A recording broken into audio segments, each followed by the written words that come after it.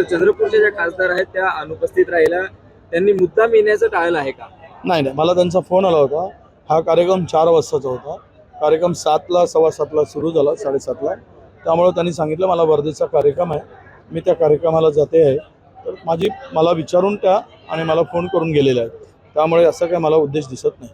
पण वर्धेपेक्षा चंद्रपूरचा कार्यक्रम महत्त्वाचा नाही का? असं एक ते नियोजित कार्यक्रम होता. हा कार्यक्रम 3 तास 3.5 तास लेट झाला. त्यामुळे मला बोलले त्या कार्यक्रमाला जाते म्हणून आणि ते गेले.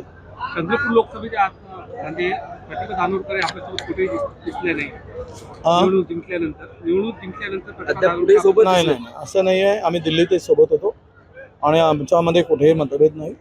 आम्ही सगळे एकत्र आहोत, एकत्र निवडणुकीला सामोरं जाणार आहोत. त्यामुळे तसं काही एकत्र यायला खूप आता नुकतंच 2 महिने झालेले आहेत. त्यामुळे 2 महिन्यामध्ये आपण असं बोलणं काही कुठला कार्यक्रम असा काही कॉमन झालेला नाही.